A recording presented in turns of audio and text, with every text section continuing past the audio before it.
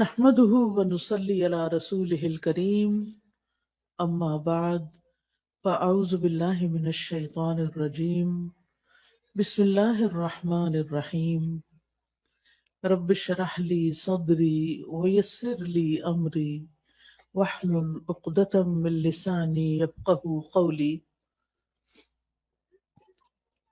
اللہ سبحانہ وتعالیٰ نے انسان کو پیدا کیا اور اس کو عقل دی۔ اس عقل کی وجہ سے انسان نے اس زمین میں بہت سی چیزوں کو ایکسپلور کیا اور دنیا میں زندگی گزارنے کے اس نے بہت سے طریقے سیکھے۔ اس زندگی میں ہم بہت سے کام کرتے ہیں، بہت سی ہماری ضروریات ہیں اور ان کو ہم پورا کرنے کے لیے طرح طرح کے طریقے آزماتے ہیں اور ان میں جو بیسٹ پریکٹسز ہوتی ہیں ان کو اختیار کر لیتے ہیں۔ ہماری ضرورت ہے کھانا پینا، تو آپ دیکھیں کہ اس میں کتنی ورائٹی ہے اور کتنے طریقے ہیں۔ اور اب دنیا میں چونکہ دنیا سمٹ گئی ہے ٹیکنالوجی کی وجہ سے،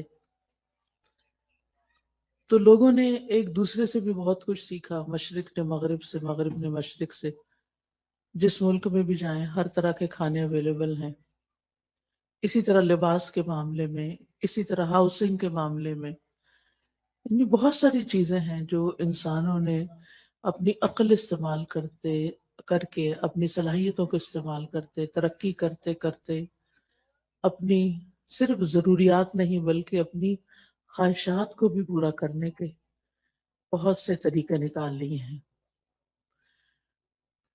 اسی طرح انسان کا لباس ہے، انسان کے باقی زندگی کے کام کاج ہیں، لیکن اللہ سبحانہ وتعالیٰ نے انسان کو صرف جسم نہیں دیا اور صرف جسم کی ضروریات نہیں دی کہ جس میں انسان عقل استعمال کرے۔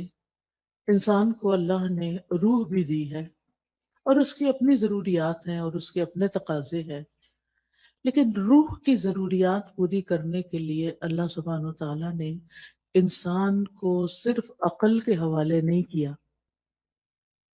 کہ وہ اپنی عقل سے سوچے کہ اس کو کیا کرنا چاہیے اور کیا نہیں کرنا چاہیے۔ یہ بات بھی ہے کہ انسان اس دنیا میں اکیلا نہیں ہے، ہم کہیں بھی کسی آئی لینڈ پہ جا کے نہیں رہ سکتے، ہمیں انسانوں کے ساتھ رہنے کی ضرورت ہوتی ہے۔ پھر ان انسانوں کے ساتھ کیسے معاملہ کرنا چاہیے، ان کو ہم کیسے خوش رکھ سکتے ہیں، وہ ہمیں کیسے خوش رکھ سکتے ہیں۔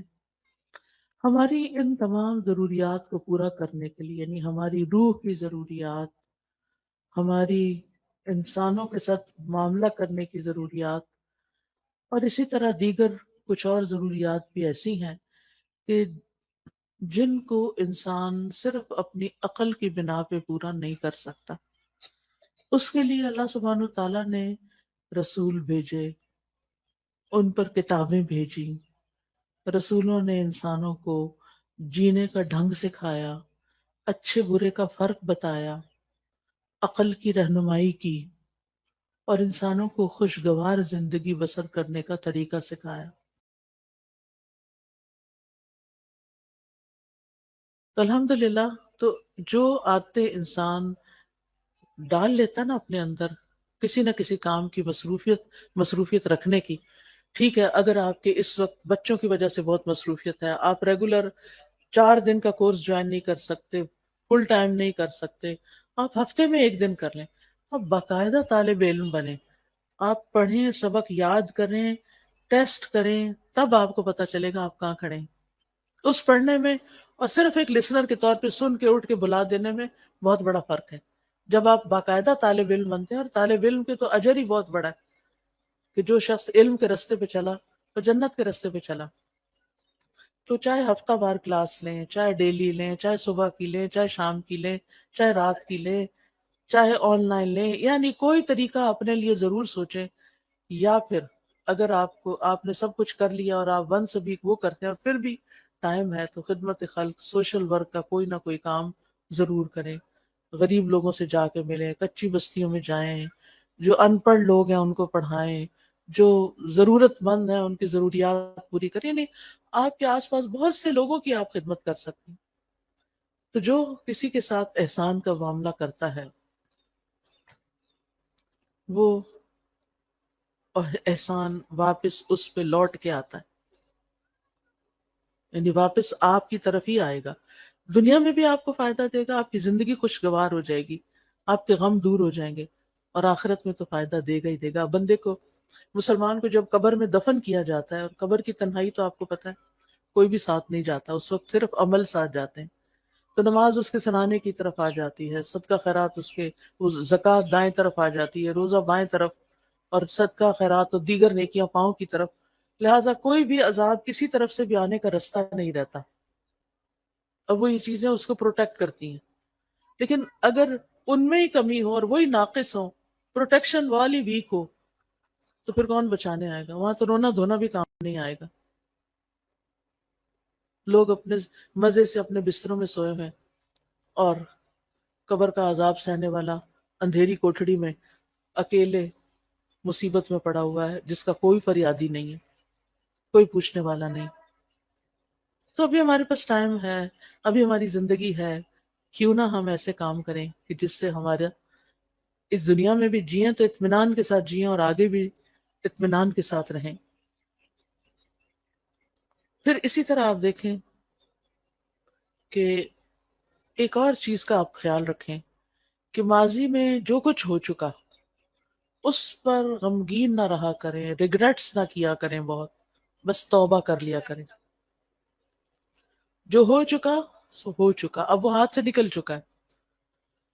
اب ہمارا معاملہ اللہ تعالیٰ کے ساتھ ہے، اور وہ غفور الرحیم ہے، رحمان الرحیم ہے. لہٰذا اس سے ہم اچھا حسن ظن رکھتے ہیں کہ وہ ہمیں معاف کر دے گا. لہٰذا جتنی بھی غلطیاں ہیں، جو جانتے ہیں جو نہیں جانتے، ان سب پر ہم توبہ کرتے رہیں، استغفار کرتے رہیں، لیکن غم نہ کریں. کیونکہ بعضوں کا شیطان انسان کو غمگین رکھتا ہے. وہ کیا چاہتا ہے کہ انسان اسی طرح الجھتا رہے اپنے غموں میں اور کچھ نہ کرے. تو آپ نے اس کے پھندے میں نہیں آنا. اس نے کہنا کہ میرا معاملہ اللہ کے حوالے ہے، مجھے اپنے رب سے اچھی امید ہے. اور حدیث میں ہمیں کیا تسلی دی گئی ہے کہ اللہ اپنے بندے کے ساتھ کیسا معاملہ کرتا ہے، جیسا وہ اس کے بارے میں گمان کرتا ہے. اسی طرح مستقبل کا ہم غم فکر بھی نہ کیا کریں. میں ہمیشہ سوچتی ہوں جس رب نے اب تک پالا ہے، اب تک سنبھالا ہے، آگے بھی وہی رب ہے. جس چیز کے بارے میں بھی فکر آنے لگتی ہے تو میں اپنے مائنڈ کے اندر اس چیز کو ایسے ریپ کرتی ہوں، اور پھر میں کہتی ہوں اللہ تعالیٰ یہ آپ کے حوالے. جیسے موسیٰ علیہ السلام کی والدہ نے موسیٰ علیہ السلام کو ریپ کیا اور باسکٹ میں ڈالا اور دریا کی نظر کیا اور کہا یہ آپ کے حوالے. ایسے ہی امیجنیشن میں جو چیز بچوں کے بارے میں فکر ہے تو ان کو بھی اسی طرح ریپ کر کے اللہ کے حوالے کر دیا کریں. اللہ آپ نے ان کی، میں باقاعدہ بولتی ہوں یہ لفظ، اللہ آپ نے موسیٰ علیہ السلام کی جیسی حفاظت کی تھی ایسی ہی میرے بچے کی آپ حفاظت کریں. یوسف علیہ السلام کا جو ماحول تھا سارا، وہ کیسا تھا؟ مصر میں کسی اسلامی ماحول میں تھے، کسی اسلامی اسکول میں جا رہے تھے، یا کسی اسلامی درسگاہ میں تھے، یا کسی مسجد میں بیٹھے رہتے تھے؟ وہاں تو مسجد نام کی کوئی چیز نہیں تھی، وہاں تو کچھ نہیں تھا ان کے پاس، ہر طرف برائی کے مواقع تھے. کس نے حفاظت کی؟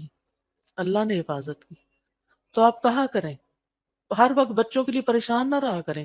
آپ کہا کریں کہ اللہ میں نے ان کو تیرے حوالے کیا، آپ نے یوسف علیہ السلام کی حفاظت کی تھی، آپ میرے بچے کے ایمان اور دین کی بھی حفاظت کریں. اور اللہ کرے گا. تو جس چیز کے بارے میں آپ فکر کرتے ہیں نا، اس کے لیے اپنی تدبیر ضرور کریں، کوشش کریں، محنت کریں، لیکن ہر چیز ہمارے ہاتھ میں نہیں ہے، اللہ کے ہاتھ میں ہے. اور اللہ کا جب اذن ہوتا ہے تو وہ چیز ہو جاتی ہے. انما امرہ اذا اراد شیئا ان یقول له کن فیکون. تو اس طرح اپنے بوجھوں سے آزاد ہوں، تاکہ آپ شرح صدر کے ساتھ حال میں اس وقت جو کام کر رہے ہیں اس پہ فوکس کریں. مثلا میں اگر اس وقت پڑھا رہی ہوں، کچھ سکھا رہی ہوں، اور میں غم لگا کے بیٹھی بھی ہوں کسی اور چیز کا، تو میں کوالٹی نہیں دے سکتی. آپ اگر یہاں بیٹھے ہوئے ہیں اور سوچ رہے ہیں کوئی گھر میں مسئلے کا، تو آپ کا آدھا دل ادھر ہے آدھا ادھر ہے، آپ ڈیوائڈڈ ہیں، آپ انجوائے نہیں کر سکتے.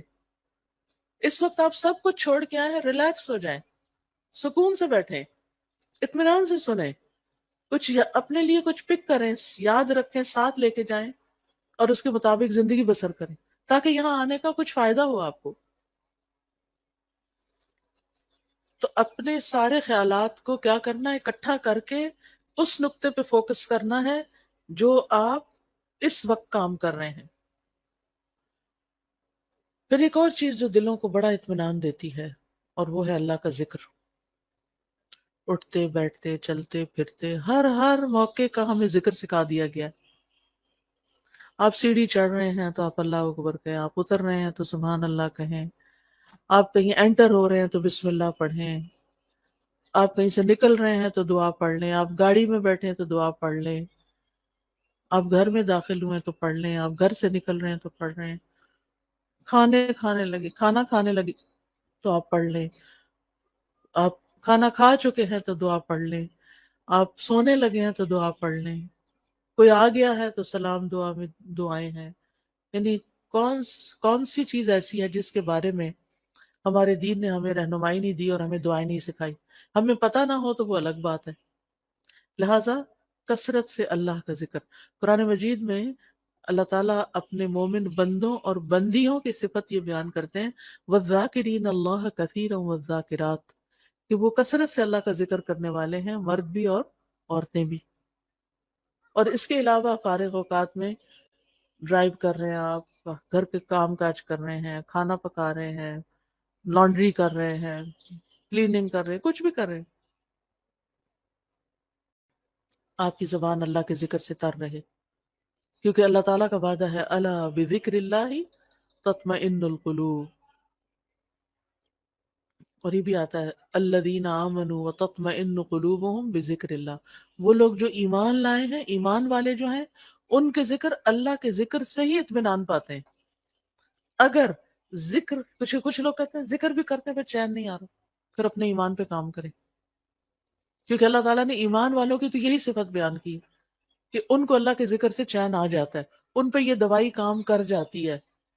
اور اگر آپ پر یہ دوائی کام نہیں کر رہی تو پھر دوائی کا قصور نہیں ہے، کچھ مشکل آپ کے اندر ہے. کیونکہ ذکر تیر بہدف نسخہ ہے. تیر بہدف کا مطلب ہوتا ہے نشانے پہ جا کے لگتا ہے. جس قسم کی آپ کو تکلیف ہو اس کا علاج ہے. پھر اسی طرح اپنی روز مرہ کی گفتگو میں اللہ کی نعمتوں کا ذکر شروع کر دیں، اللہ کی نعمتوں کو دیکھنا شروع کریں، چھوٹی چھوٹی باتوں پر شکر ادا کریں. مثلاً آپ واش روم میں جاتے ہیں، ٹیپ کھولتے ہیں، گرم پانی آتا ہے، صرف ہاتھ دھو کے وضو کر کے نہا کے باہر نہ نکلیں، بلکہ کیا کریں، دل ہی دل میں، ادھر اللہ کا ذکر تو نہیں ہم نے کرنا ہوتا واش روم میں کھڑے ہو کر، دل ہی دل میں کریں، شکر ہے، شکر. لفظ شکر منہ سے نکالتے جائیں، شکر کا لفظ بولنا تو واش روم میں منع نہیں. شکر ہے، شکر ہے، شکر ہے. اسی طرح کوئی بھی اور چیز جو آپ کے گھر میں اللہ نے آپ کو سہولت دی ہوئی ہے، مثلاً سردی ہے اور اللہ نے آپ کو ہیٹر جیسی نعمت دی ہوئی ہے، آن کرتے ہوئے آف کرتے ہوئے شکر ادا. اللہ تیرا شکر ہے تو نے یہ نعمت دے رکھی ہے. کتنے ہی لوگ ایسے ہیں جن کے پاس یہ نعمت نہیں ہے، کتنے ہی لوگ ہیں جن کے پاس پورا لباس بھی نہیں ہے، ان کے پاس آپ جیسی رضائی بھی نہیں ہے، ان کے پاس جوتے بھی نہیں ہیں، جرابیں بھی نہیں ہیں، پورا کھانا بھی نہیں ہے. ہمیں تو سردی لگتی ہے، کہتے ہیں چائے کا کپ پی لو سردی ختم ہو جائے گی، یہ فلاں حلوہ کھا لو، فلاں کتنی کتنی سوغاتیں ہم نے بنائی ہوئی ہیں سردیوں کی، اپنی سردی کو دور کرنے کے لیے. کیسی کیسی نعمتیں اللہ نے دی ہیں. یعنی صرف کھانے کی حد تک تھوڑی رہتے ہیں ہم سب کہیں نہ کہیں سے کچھ نہ کچھ بچا کے کر کے ہم اپنے لیے کچھ نہ کچھ ایکسٹرا بنا لیتے ہیں. کتنے لوگ ہیں جن کے پاس یہ سب کچھ، پھر بھی ہم روتے ہیں کیونکہ ہم شکر ادا نہیں کرتے. آپ چل سکتے ہیں، آپ بول سکتے ہیں، آپ کو کوئی اچھی سی خوشبو آتی ہے، شکر، اللہ تیرا شکر، اللہ کی نعمتوں پر شکر ادا کرنا سیکھیں، اور لوگوں سے بھی بات کریں تو نعمتوں کا ذکر کریں، مسائل کا نہ ہر وقت کریں۔ مشکل پتہ کیا ہے؟ ہم صرف مسئلے مسائل کا کو ڈسکس کرتے ہیں، یہ مسئلہ پیش آ گیا، وہ مسئلہ پیش آ گیا، یہ مسئلہ حل نہیں ہوا، وہ مسئلہ حل نہیں ہوا۔ شوہر گھر آئے گا تو مسائل کی پٹاری کھل جائے گی، بچوں سے ملاقات ہوگی تو مسائل ہیں فلا، کیوں ہر وقت مسائل کی باتیں کر؟ مسائل جس وقت یاد آئے نا، دیر اینڈ دین دل ہی دل میں اللہ کو پکار لیا کریں، اللہ تعالیٰ یہ مسئلہ تو ہے، بس آپ حل کر دیں، سارے خزانے تیرے ہاتھ میں، آپ نہیں کرنا ہے۔ اور واقعی ہم نے خود تو کرنا نہیں ہوتا، کوشش ضرور کریں، لیکن بندوں کے پاس حل کوئی نہیں ہے۔ بندے آپ کی طرح یا آپ سے بھی زیادہ کمزور ہوتے ہیں۔ جن بندوں پہ ہم ریلائے کر رہے ہوتے ہیں وہ بعض اوقات ہم سے بھی کمزور ہوتے ہیں، اسی لیے اللہ تعالیٰ نے قرآن مجید میں ایک مثال دی ہے،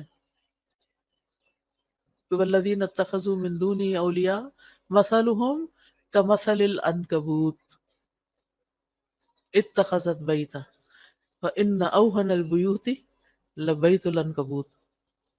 اللہ کے سوا جنہوں نے اور سہارے بنا رکھے ہیں، اولیاء بنا رکھے ہیں، مددگار سمجھ رکھے ہیں، ان کی مثال مکڑی کی طرح ہے جو ایک گھر بناتی ہے، اور گھروں میں سب سے کمزور گھر مکڑی کا ہوتا ہے۔ اگر مثال کے طور پر کہیں مکڑی کا جالا لگا ہوا ہے اور آپ ذرا سلپ ہونے لگے، پکڑے ذرا جالے کو، سہارا دے گا آپ کو؟ نہیں، کمزور ہے وہ جالا۔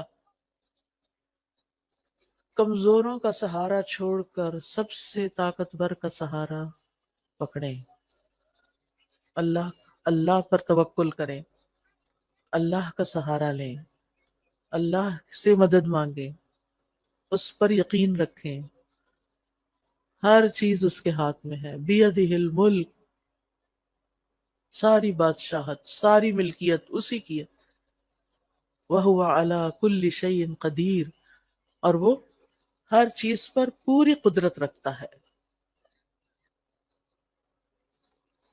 پھر آپ دیکھیں کہ